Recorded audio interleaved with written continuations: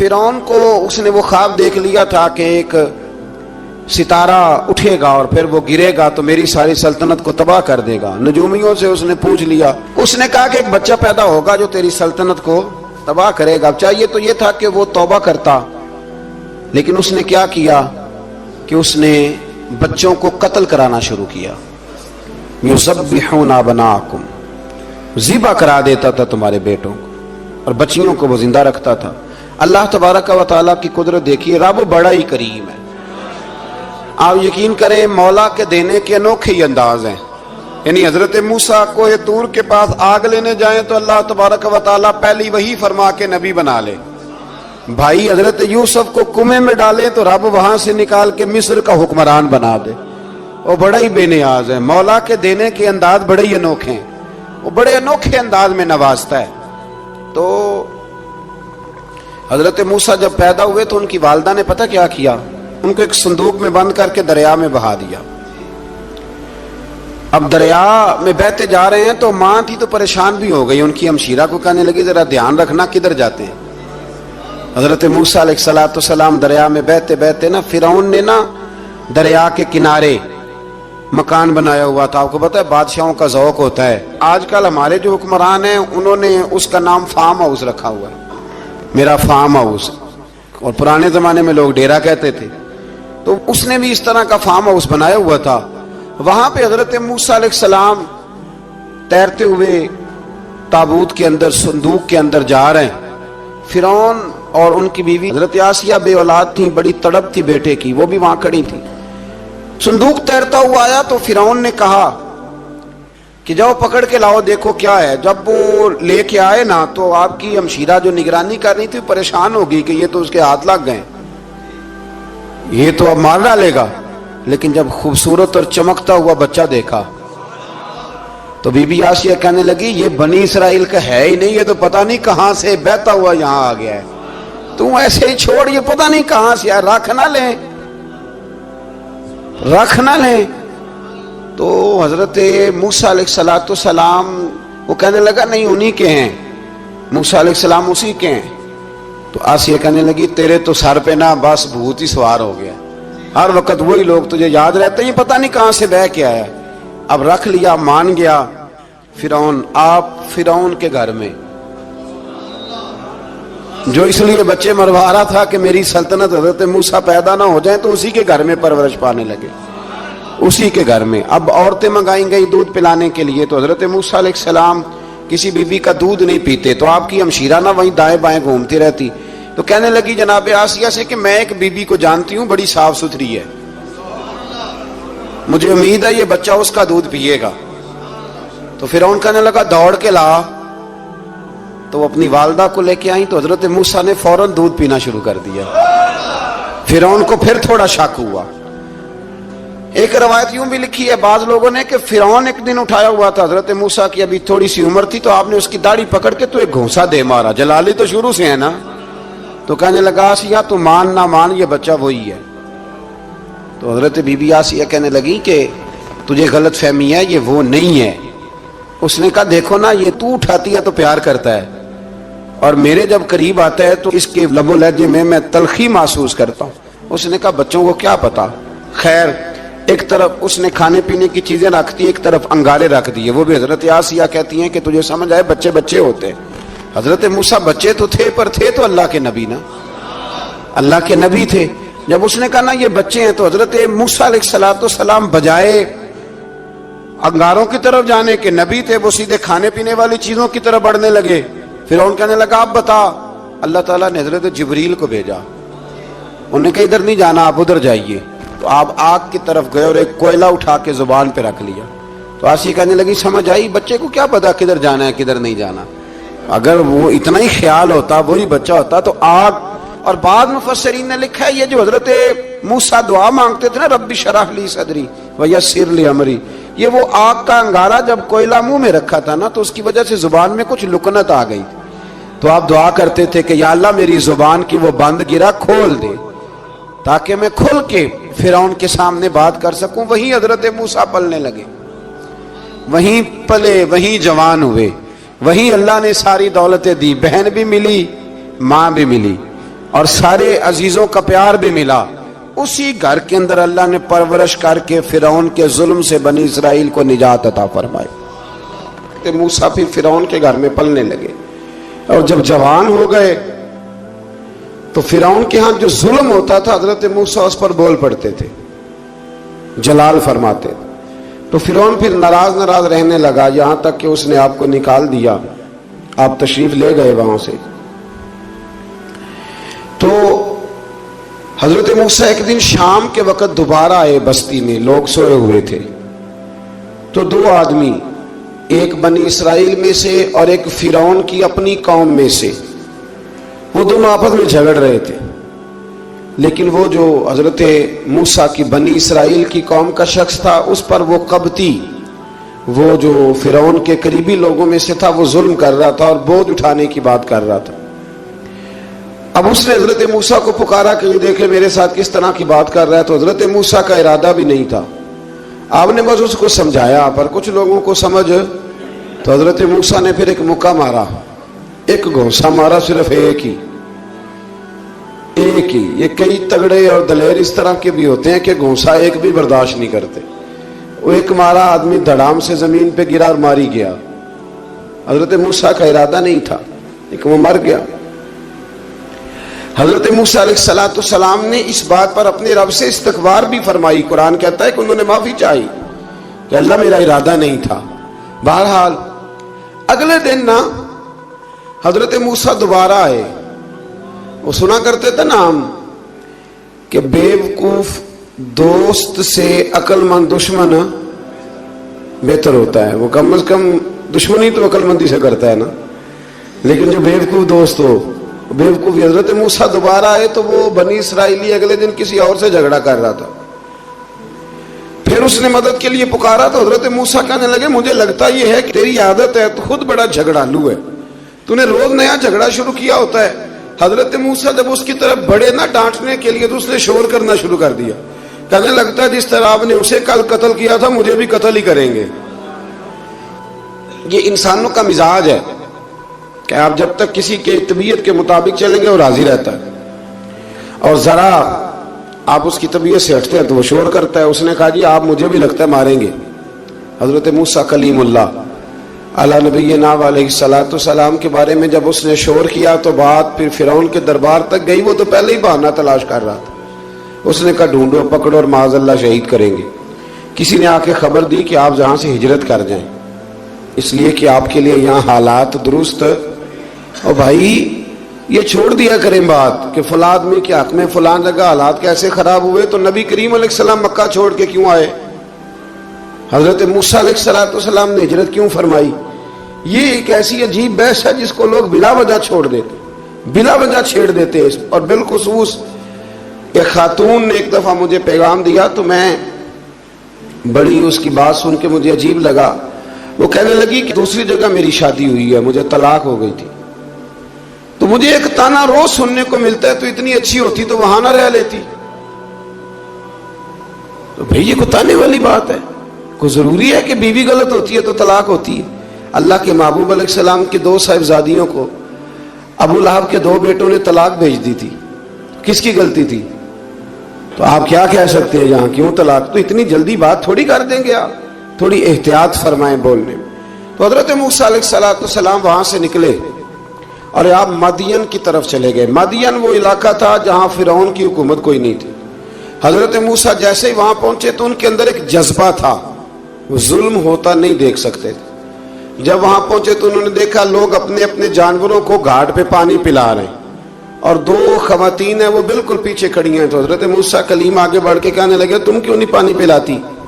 تو وہ کہنے لگی ہمارا بھائی کوئی نہیں، باپ ہمارا بوڑھا ہے۔ اللہ اکبر۔ مجبوری یہ ہے، ہم ہیں بھی پردہ دار گھرانے کی، مجبوری ہماری یہ ہے کہ جب تک یہ سارے لوگ پانی پلا نہیں لیں گے اتنی دیر تک ہماری باری نہیں آئے گی۔ تو حضرت موسیٰ کلیم اللہ علیہ السلام فرمانے لگے اچھا یہ بات ہے تو جانور مجھے دو۔ وہ ہو یہ رہا تھا کہ چونکہ مرد پانی پلا رہے تھے تو اور جتنے بھی مرد آتے جاتے تھے وہ گھستے جاتے تھے اور عورتیں بیچاری کھڑی تھیں۔ حضرت موسیٰ جھٹ سے آگے بڑھے، پیچھے ہٹو۔ ان दो खवातीन पाकबाज औरतों के जानवरों को पानी पिलाया और फिर आप दोबारा वहीं बैठ गए। वो बीबियां जल्दी जल्दी घर गईं, जाके अपने वालिद से कहने लगी, अब्बा जी कमाल हो गया, इस बस्ती में एक ऐसा आदमी मिला है जो औरतों की तरफ देखता है तो नेकी करने के लिए आगे बढ़ता है, जो मजबूर और बेकस के लिए अच्छे जज्बात रखता है। फरमाया जल्दी लाओ। कुछ मुफस्सिरीन और तरफ भी गए हैं, लेकिन जमहूर ने लिखा है कि वो हजरत शुएब अलैहिस्सलाम थे।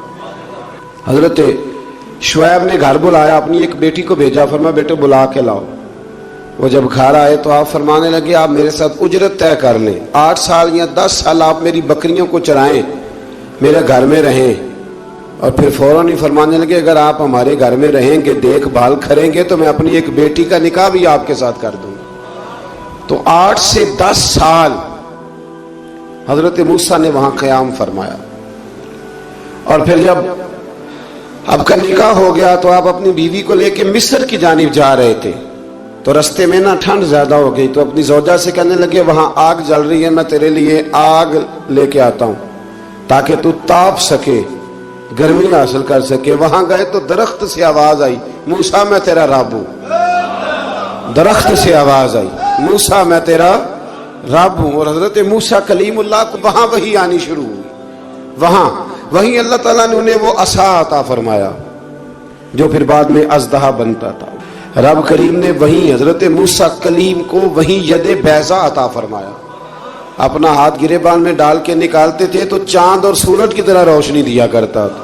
यदे बैजा लिए बैठे हैं अपनी। मैं कभी कभी कहा करता हूं कि मौला के देने के अंदाज बड़े अनोखे हैं। भाई यूसुफ को कुएं में फेंकते हैं तो अल्लाह मिस्र का हुक्मरान बना देता है। फिरौन तकलीफ देता है, बाजार हजरत मूसा को देश से निकालता है तो अल्लाह तबारक व तआला उन्हें नबुव्वत की दौलत अता कर देता है। तो ये अल्लाह तबारक व तआला की तकसीम है ना जी। और मौला के देने के अंदाज अनोखे हैं, निराले हैं, बेनियाज है ना। जब देता है तो फिर कमाल ही करता है। तो फिर हजरत मूसा वहां से वापिस आए और आकर के आप ढील दो और जादूगरों को जमा करो। जादूगर आए, उन्होंने फिरौन से कहा कि हम हजरत मूसा के मुकाबले में जादू तो दिखाएंगे माज़ अल्लाह, लेकिन अगर हम गालिब आ गए तो फिर हमारा इनाम क्या होगा? सौदा पहले तय कर रहे हैं, क्या इनाम मिलेगा? उसने कहा कि अगर तुम गालिब आ गए तो मैं तुम्हें अपना करीबी बना लूंगा। बादशाहों का करीबी होना भी तो बड़ी बात है ना। लोग बड़े पापड़ बेलते हैं करीबी होने के लिए। और ये जो करीबी होते हैं ना, बिलखुसूस जो बादशाहों के करीबी होते हैं, बादशाहों की तबाही का सबब भी यही लोग ही बनते हैं। ये उनको रोज खबर देते हैं कि सब अच्छा है, सब अच्छा है। और दुनिया के ज्यादातर हुक्मरान इन्हीं लोगों की वजह से तबाह होते हैं, क्योंकि उनका खुद अवाम से राब्ता नहीं रहता। अगर वो खुद अवाम के साथ डायरेक्ट राब्ता करें तो शायद उन्हें अच्छी और साफ सुथरी चीजें समझने को मिल जाए। खैर, जादूगरों ने जब कहा हमें क्या दोगे, तो उसने कहा तुम्हें करीबी बना लूंगा। जादूगरों ने मूसा अलैहिस्सलाम से कहा कि आप पहल करेंगे या हम पहल करें? तो मूसा अलैहिस्सलाम ने कहा तुम पहल करो। जब जादूगरों ने अपनी रस्सियां जमीन पे डाली तो लोगों की निगाहों को सहर ज़दा कर दिया, जादू कर दिया और उन्हें डरवा दिया। उन्होंने कहा ये तो बड़ा जादू ले आए। तो अल्लाह ताला ने हजरत मूसा अलैहिस्सलाम को हुक्म दिया कि आप भी अपना आसा जमीन पे डालें। उनकी रस्सियां सांप बन गई थी ना। दरअसल वो सांप बनी नहीं थी, लोगों की आंखों पर जादू हो गया था, उन्हें सांप नजर आ रहा था। फरमाया आप भी अपना आसा जमीन पे डालें। वो आसा सांप बना और जादूगरों की सारी चीजों को निगल ही गया। उनकी बहुत सारी रस्सियां सांप बनी थी, इनका एक ही आसा सांप बना और सबको निगल गया। इस तरह के मोजज़े की हकानियत और जादूगरों का बुतलान साबित हुआ और फिरौनी रुसवा हो गए। जादूगर सजदे में गिर गए और अल्लाह पर ईमान ले आए। फिरौन ने उन्हें धमकी दी कि तुम मेरी इजाजत के बगैर ईमान ले आए हो, मैं तुम्हारे हाथ और पांव मुखालिफ सिमत से काट दूंगा, यानी उल्टा हाथ काट दूंगा, सीधा पैर काट दूंगा। मेरी बगैर इजाजत ईमान ले आए हो और तुम्हें सूली पे भी चढ़वा दूंगा। उन्होंने कहा कि ईमान लाने की पादाश में तुम हमें सजा देना चाहते हो। फिर उन्होंने अल्लाह ताला से सब्र और इस्तकामत की दुआ की। इसके बाद फिरौन ने बनी इसराइल के बेटों को कत्ल करने की और बेटियों को जिंदा छोड़ने का हुक्म दे दिया। मूसा अलैहिस्सलाम ने कौम को सब्र की तलकीन की और कहा कि नेक अंजाम अहले तकवा के लिए, یہاں ایک لطیف بات ہمارے صوفیاء نے بھی لکھی ہے. صوفیاء کہتے ہیں کہ فرعون نے کلمہ نہیں پڑھا پر جادوگر کلمہ پڑھ گئے. وہ کس طرح کلمہ پڑھ گئے؟ تو کہنے لگے دراصل انہوں نے آتے ہی حضرت موسیٰ کا ادب بڑا کیا تھا. جادوگر حضرت موسیٰ کے مقابلے میں آ کے بھی ان سے کہتے ہیں کہ رسیاں آپ پہلے ڈالیں گے کہ ہم ڈالیں؟ آپ اصحاب پہلے رکھیں گے کہ ہم رکھیں؟ تو اتنا سا ادب کیا تو رب کریم نے فرمایا جو نبی کا ادب کرے وہ بے ایمان نہیں رہ سکتا. جو نبی کا ادب کرے وہ بے ایمان نہیں رہ سکتا، اور جو نبی کی بے ادبی کرے وہ ایماندار نہیں رہ سکتا. ختم ہو گئی بات. یہاں ہمارے صوفیاء نے یہ بات لکھی ہے کہ چونکہ انہوں نے آتے ہی کہا تھا کہ آپ پہلے ڈالیں گے یا ہم پہلے ڈالیں، تو حضرت موسیٰ سے انہوں نے پوچھ لیا. نبی کے پوچھے بغیر پہل نہیں کی تو اللہ نے انہیں ایمان کی دولت عطا کر. اللہ تعالیٰ نے فرعونیوں پر قحط سالی کا عذاب نازل کیا. فرعونیوں کا طریقہ یہ تھا کہ اچھائی کو اپنا کمال گردانتے تھے، کہتے تھے یہ ہماری طرف سے، اور برائی کو معاذ اللہ بدشگونی کے طور پر موسیٰ علیہ السلام کی طرف منسوب کرتے تھے. کہتے تھے معاذ اللہ آپ کی وجہ سے یہ سارا کچھ ہو رہا ہے. ہوتے نا نہیں کہتے ہیں جب سے میں وہاں گیا ہوں تب سے. ہمارے بزرگ ایک لطیفہ بھی سنایا کرتے تھے کہ کسی زمیندار نے نماز پڑھنی شروع کی تھی تو اس کے جانور مرنے شروع ہو گئے. اب لوگ سمجھتے ہیں کہ معاذ اللہ شاید یہ کسی بزرگ کے سبب سے ایسا ہے، حالانکہ یہ تو اللہ کی طرف سے آزمائش ہوتی ہے، اس کی حکمتیں ہوتی ہیں. اللہ تبارک و تعالیٰ نے ان پر عذاب کیا نازل کیا. آیت نمبر 130 اور 143 کا بھی آپ سورہ اعراف کی پڑھیں تو اللہ تعالیٰ نے ان پر ٹڈیوں کا، جموں کا، مینڈکوں کا اور خون کا عذاب نازل کیا. یہ کس قسم کا عذاب ہے؟ جمعے پڑ گئیں، ٹڈیاں آ گئیں، یہ اللہ نے عذاب نازل کیا. جب وہ عذاب میں مبتلا ہوئے تو موسیٰ علیہ السلام سے کہا کہ آپ اللہ سے دعا کریں کہ ہم سے یہ عذاب ٹل جائے. تو پھر اللہ تبارک و تعالیٰ نے بنی اسرائیل کو سمندر پار کر کے ایسی قوم کے پاس پہنچا دیا جو بتوں کی پرستش کرتی تھی. وہ تو بچ گئے لیکن فرعونی سارے دریا کے اندر غرق ہو گئے. حضرت موسیٰ علیہ السلام سے کہنے لگے کہ ہمارے لیے بھی یہ خدا بنا دیجئے. حضرت موسیٰ علیہ السلام نے فرمایا بت پرستی کرنے والے جاہل ہیں. یہ بت پرست قوم کے پاس جب گئے نا بنی اسرائیل والے، بت پوجتے ہوئے دیکھا تو کہنے لگے ہمارے لیے بھی سامنے بنا کے رکھ دو. فرمایا یہ تو جاہل ہیں، تم انہیں دیکھ کے اثر قبول کر رہے ہو اور اپنی جاہلیت کے باعث یہ ہلاک ہونے والے بھی ہیں. پھر اللہ تعالیٰ نے بنی اسرائیل پر اپنی نعمتوں کا ذکر فرمایا اور موسیٰ علیہ السلام نے اپنی قوم میں ہارون علیہ السلام کو اپنا جانشین فرمایا اور کوہ طور پر تشریف لے گئے. اللہ نے فرمایا وہاں آ جائیں، میں آپ کو تورات عطا کرتا ہوں. 40 دن کا یہ عرصہ تھا. موسیٰ علیہ السلام نے وہاں پہ جا کے، وہ سارا واقعہ بھی انہی آیات میں ہے کہ حضرت موسیٰ نے عرض کیا تھا کہ رب ارنی، یا اللہ میں تجھے دیکھنا چاہتا ہوں. تو فرمایا لن ترانی، تو نہیں دیکھ سکتا. وہ بھی یہاں اللہ نے ذکر فرمایا. پھر اللہ تعالیٰ نے اپنی ایک تجلی جب کوہ طور پہ ڈالی تو حضرت موسیٰ علیہ السلام تاب نہ لا سکے اور بے ہوش ہو گئے اور پہاڑ بھی ریزہ ریزہ ہو گیا. اس کا ذکر بھی اللہ نے انہی آیات میں فرمایا. آیت نمبر 144 سے 155 تک حضرت موسیٰ علیہ السلام کو رسالت عطا کرنے، کلیم اللہ کا منصب عطا کرنے، تورات عطا کرنے کا ذکر ہے. آگے چل کے بتایا کہ جو متکبر لوگ ہیں نا وہ آیات الہیہ سے منہ پھیرتے ہیں.